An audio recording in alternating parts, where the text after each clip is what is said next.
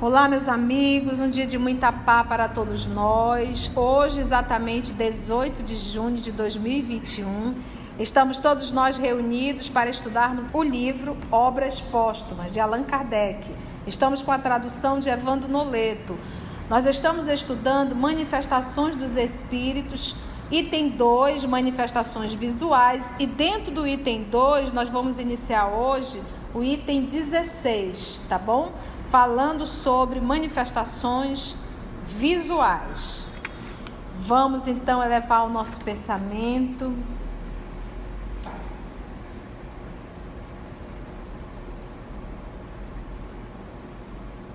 Querido amigo Jesus, amor de nossa vida, é um bálsamo, é um momento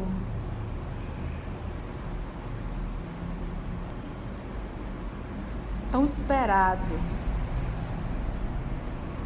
Chegar finalzinho da tarde, podermos nos reunirmos com os amigos e juntos estarmos aqui estudando uma obra espírita. Isso nos dá muita alegria. Isso nos mostra sempre a realidade da vida física. Isso nos mostra a rapidez da vida física. E principalmente nos faz lembrar qual é o propósito de estarmos aqui na Terra. Temos uma grande dificuldade, Senhor, de nos identificarmos com a nossa essência. Esse encontro em que somos espíritos e não corpos físicos perecíveis. Que somos teus filhos, filhos de Deus, nosso Pai, teu irmão, Senhor. E não apenas uma personalidade carregada de títulos transitórios. Que um dia nós chegamos e um dia teremos que retornar. Assim também quem convive conosco. Que nós possamos, uma vez mais, com a tua permissão, amparado pela espiritualidade amiga que sempre, sempre nos inspira, para que possamos, Senhor, aqui realizarmos o teu estudo e podermos, em teu nome, compartilhar com tantos outros irmãos que acompanham no nosso canal, no teu canal, o canal que o Senhor construiu, nos inspirando e que sempre nos tem conduzido. Graça te damos, amor de nossa vida. Que assim seja. Então vamos lá, manifestações visuais. Por sua natureza e em seu estado normal, o perispírito é invisível, tendo isso de comum com uma porção de fluidos que sabemos existir, mas que nunca vimos. Pode também, como alguns fluidos, sofrer modificações que o tornam perceptível à vista, quer por uma espécie de condensação, o perispírito, quer por uma mudança na disposição molecular do perispírito. Então, a palavra-chave aqui é perispírito. Ele diz, por sua natureza, em seu estado normal, o perispírito é invisível a nós. Por isso que a gente não enxerga aí o mundo espiritual paralelo. Nós não temos capacidade para enxergá-los. Então, ele para nós é o quê? Invisível. E ele diz, tendo isso de comum com uma porção de fluidos que sabemos existir. Quantos fluidos existem, mas a gente não enxerga? Pode também o corpo perispiritual, como alguns fluidos, sofrer modificações que o tornam perceptível à vista. O corpo perispiritual é feito do quê? Tirado da onde? Do fluido cósmico, fluido universal. Então ele é uma matéria. Já o espírito não. Modificações que o tornam perceptível à vista, quer por uma espécie de condensação desse fluido, quer por uma mudança na disposição molecular do perispírito. Tia, como é que é isso? Não sei. Não sei. Como é que a gente vai saber? Há uma ação no fluido que condensa, porque ele diz assim, olha, como alguns fluidos, olha só, pode também, como alguns fluidos, sofrer modificações que o tornam perceptível à vista. Aí, então ele está fazendo uma comparação aqui do fluido mesmo, que uma vez modificado pode se tornar visível, ok? Quimicamente falando. Agora ele diz,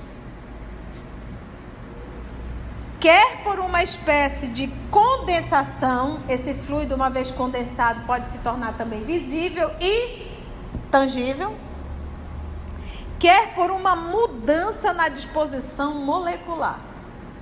Existem espíritos? Existe. Alguém está vendo? Não. Porque aqui é manifestações visuais, ele não está falando de materialização. Mas ele está falando aqui, o Kardec, como é que isso acontece, essa manifestação visual. Então, quer por uma espécie de condensação desse fluido, quer por uma mudança na disposição molecular. Quando eu falo numa condensação desse fluido, eu não estou falando aí de uma mudança na disposição molecular desse fluido? Pressão, você está entendendo? Então, por isso que ele, como professor de Química e Física, ele disse, olha, é como se fosse, é isso e é isso. Pode ser de um jeito, pode ser de outro, mas é a mesma coisa. Porque quando eu falo nessa mudança do fluido, eu estou falando de uma mudança de moléculas. Faz sentido? Por isso que ele diz assim, ó, quer por uma espécie de condensação, quer por uma mudança na disposição molecular. Que é a mesma coisa, ele está indo no mesmo rumo. Pode mesmo adquirir o perispírito. Por isso que a gente diz, o perispírito, ele é um organismo. É por isso que nós vamos estudar na obra Nosso Lar, o médico, como é o nome do médico que avalia o André Luiz quando chega? Henrique de Luna. Ele vai apontando, olha, o seu estômago está assim, o seu pâncreas está assim, e ele está apontando no perispírito. Vamos lá. Então ele diz, pode mesmo adquirir as propriedades de um corpo sólido e tangível, que é o que a gente chama de materialização. Então o que se materializa? O corpo perispiritual. Pode mesmo adquirir as propriedades de um corpo sólido, o corpo perispiritual, e até tangível, ou seja, pode ser tocado. E retomar instantaneamente o seu estado etéreo invisível, a velocidade do pensamento. É possível ainda o perispírito fazer-se ideia desse efeito pelo que acontece com o vapor, que pode passar do estado de invisibilidade ao estado brumoso, depois ao líquido e em seguida ao sólido e vice-versa. Pronto, que é o que a gente vê com a água. Esses diferentes estados do perispírito, eles resultam da vontade do espírito e não de uma causa física exterior, como sucede com os gases. Então eu tenho aqui um gelo, uma pedra de gelo. Eu coloco aqui nessa temperatura bem tranquila de Manaus. Vai continuar gelo? Instantaneamente vai se desfazer. Então você para pensar assim. Então é que ele diz assim, ó. Esses diferentes estados do perispírito, ele resulta da vontade do espírito e não de uma causa física exterior, como sucede com os gases. Então a gente sabe que o corpo perispiritual se condensar, que haja essa ação molecular, né? Nas moléculas, nessa disposição das moléculas, é necessária a vontade do espírito. Então, quando a gente pega nas obras de André Luiz, a gente vai pegar agora, a gente pegou no Libertação, logo lá no início, quando a gente entra na Cidade Estranha, aqueles espíritos que hipnotizam, lembra? que ele vai falar com aquela mãe que matou os filhos e o esposo para ficar com o dinheiro. E ela negava tudo. Então aquele espírito que conhece o psiquismo humano chegou, aproximou, olhou para ela e disse: tu és uma loba. E ficou ali psiquicamente e ela se sente uma loba. Ele estava chamando-a de prostituta. Porque loba vem dos lupanares. E as prostitutas nos lupanares uivavam. Lá em Pompeia. Então, você é uma loba, você é uma loba. E ele, no psiquismo dela, atuando sobre o pensamento dela, ela vai se deformando perispiritualmente. Mas é a mente dela atuando. Porque, afinal de contas, quando ele a chama de loba, ela sabe que ela é uma prostituta. Tem ressonância dentro dela. Porque ela carrega a culpa. Ela sabe. A lei de Deus está gravada onde? Então, olha só aqui. Quando um espírito aparece, é que ele põe seu perispírito num estado próprio a torná-lo visível. Ele faz uma mudança no corpo perispiritual. Entretanto, nem sempre basta a própria vontade para fazê-lo visível. Para que se opere a modificação do perispírito, para que ele possa se tornar visível, é preciso o concurso de circunstâncias que não dependem do espírito. Então, para que aconteça, é preciso que o espírito tenha vontade. Beleza, mas não é só ele sozinho, precisa de mais coisa. Porque, meus irmãos, você já pensou se isso estivesse só sob responsabilidade e a escolha do espírito? Olha, a gente ia se espantar com muita coisa. Então, vamos lá, continuando. Então, ele diz: além disso, é preciso que seja permitido ao espírito fazer-se visível a tal pessoa. Permissão que nem sempre lhe é concedida, ou somente o é em determinadas circunstâncias, por motivos que escapam à nossa apreciação. E o Kardec faz uma observação, veja-se o Livro dos Médiuns, segunda parte, capítulo 6. Então, a gente percebe sempre, meus amigos, que não é só uma questão do espírito querer se tornar visível. Existe um algo mais, é necessário uma permissão divina. Mas isso é muito simples de nós compreendermos, porque, para pensar, o que teríamos de espírito tentando se tornar visível? Gente, isso ia ser uma confusão enorme. Então, por isso essa regra, essa lei, e por isso nós falarmos, tudo está submetido a leis que regem o universo. Então, por isso, tudo só acontece com a permissão de Deus. Então, se você se vê em uma condição em que você viu um espírito nesse processo de aparição, a primeira informação que você deve recordar desse nosso estudo é: foi com a permissão de Deus. Se foi com a permissão de Deus, tem um propósito moral, tá bom? Finalizando esse item, o item 16, ele diz assim, olha: outra propriedade do perispírito e que se prende à sua natureza etérea é a penetrabilidade. Isso aqui é muito interessante, gente. Matéria nenhuma lhe opõe obstáculo. Ele as atravessa todas, como a luz atravessa os corpos transparentes. É por isso que não há como impedir que os espíritos entrem num recinto inteiramente fechado. Eles visitam o prisioneiro no seu cárcere tão facilmente como visita um homem que se encontra em campo aberto.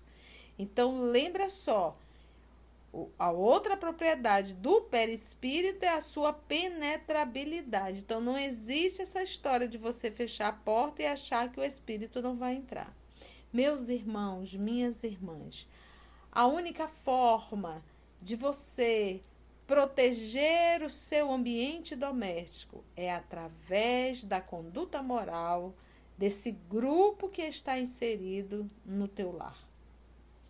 Quando nós temos a verdadeira proteção divina através das nossas atitudes, um ambiente de oração, um ambiente de respeito, aí sim nós teremos essa proteção em que o ambiente, a vibração do espaço não permite a entrada de espíritos adoecidos, tá bom?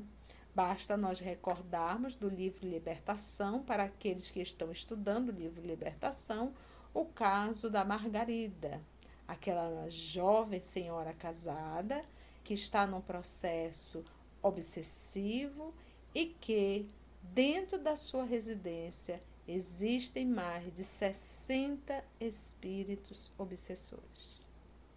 Então, não existe qualquer tipo de barreira física para impedir a entrada dos espíritos. A única barreira de proteção é a conduta moral, um ambiente de oração, um ambiente de respeito. Item 17. As manifestações visuais mais comuns ocorrem durante o sono, por meio dos sonhos, são as visões. As aparições propriamente ditas dão-se no estado de vigília. Então, olha aqui a informação. Ele diz assim, que as manifestações visuais mais comuns ocorrem durante o sono, por meio dos sonhos. Então, inclusive, isso ele vai chamar de visão. Você enxergar pessoas que já desencarnaram no momento do sono. Mas ele diz, vamos chamar isso de visões. São as visões. Aí, ponto. Ele diz assim, as aparições propriamente ditas dão-se no estado de vigília. Então, o professor Allan Kardec, a gente observa que para cada coisa ele dá um nome específico. Nós nos perdemos, né? Mas é isso. Então, quando ele fala de visões, ele está falando daquele momento do sonho. Quando ele fala de aparições, é o quê? Propriamente ditas, dão-se no estado de vigília. Então, a aparição, o ser humano, o ser encarnado, ele está acordado vendo um espírito nesse processo de aparição, tá bom? Quando as pessoas que as percebem se acham no pleno gozo de suas faculdades e da liberdade de usar delas, apresentam-se em geral sob forma vaporosa e diáfana, algumas vezes vaga e imprecisa, frequentemente não passam à primeira vista de um clarão esbranquiçado, cujos contornos pouco a pouco se delineiam. De outras vezes, as formas se apresentam nitidamente desenhadas, distinguindo-se os menores traços do rosto, a ponto de poder-se descrevê-lo com precisão. Os gestos e os aspectos assemelham-se aos que o espírito possuía quando encarnado. Então, aí nós vamos chamar de aparições, visões no momento do sono, quando você ali sonha com alguém já que já retornou à pátria espiritual. A aparição, nós vamos chamar aquele caso que você está acordado, você está lúcido, bem lúcido, e você de repente vê ali um espírito que, como ele diz, frequentemente é um clarão esbranquiçado, cujo contornos pouco a pouco vai se delineando, né? Então, item 18. Podendo assumir todas as aparências, o espírito se apresenta debaixo daquela que o possa tornar mais reconhecível, caso seja esse o seu desejo. É assim que, embora como espírito não tenha mais nenhuma das moléstias que afetavam seu corpo, ele se mostrará estropiado, coxo, ferido, com cicatrizes, se isso for necessário para comprovar sua identidade. Então, não é que o espírito ainda permaneça coxo.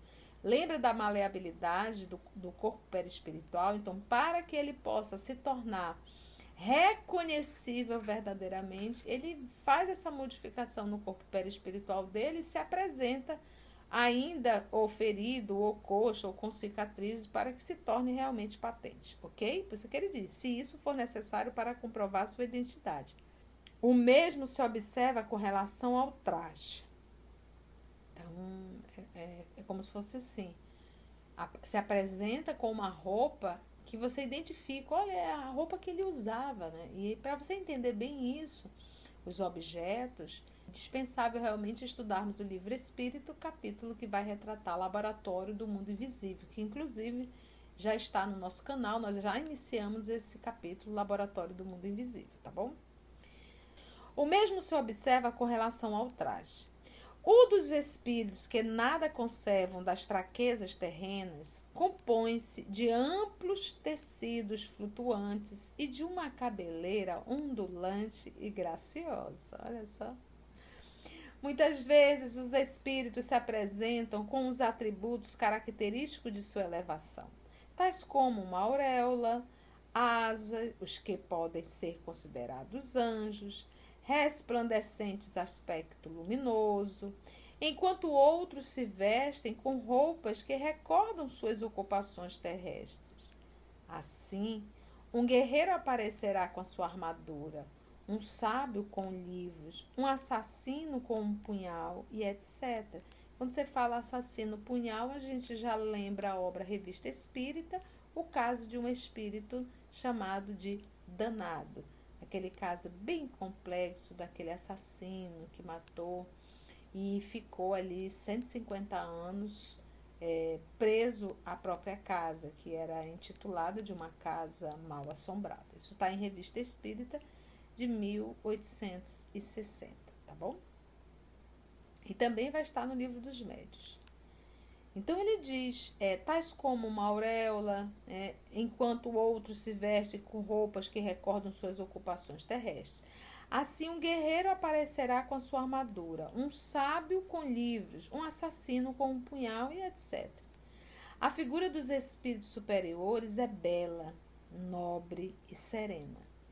Os mais inferiores têm qualquer coisa de feroz e bestial, e por vezes ainda trazem vestígio dos crimes que cometeram ou dos suplícios por que passaram, sendo-lhes essas aparências uma realidade, isto é, julgam-se quais aparecem, o que para eles é um castigo. Né? Então, eles se apresentam e se sentem assim, bem doloroso, né? E assim, meus amigos, é sempre um motivo de muita alegria. Nós conseguimos finalizar mais um estudo do livro Obras Póstumas. Estamos na primeira parte, Manifestações dos Espíritos. No nosso próximo estudo, se Deus nos permitir, iremos estudar o item 19. Agradecemos a Deus, nosso Pai, por esse momento que nos foi oferecido e ofertado. Agradecemos a Jesus, o amor de nossa vida, e a espiritualidade amiga que sempre nos conduz com tanto carinho. Muito obrigada, agradecemos sempre a Deus, nosso Pai, e até o nosso próximo encontro. Que assim seja. A palavra-chave aqui é perispírito. Por sua natureza, em seu estado normal, o perispírito é invisível a nós. Por isso que a gente não enxerga o mundo espiritual paralelo. Quantos fluidos existem, mas a gente não enxerga? Para que aconteça, é preciso que o espírito tenha vontade. Beleza, mas não é só ele sozinho, precisa de mais coisa. Porque, meus irmãos, você já pensou se isso tivesse só sob responsabilidade e a escolha do espírito? A gente ia se espantar com muita coisa. Então, se você se vê em uma condição em que você viu um espírito nesse processo de aparição, a primeira informação que você deve recordar desse nosso estudo foi com a permissão de Deus. Se foi com a permissão de Deus, tem um propósito moral, tá bom? Meus irmãos, minhas irmãs, a única forma de você proteger o seu ambiente doméstico é através da conduta moral desse grupo que está inserido no teu lar.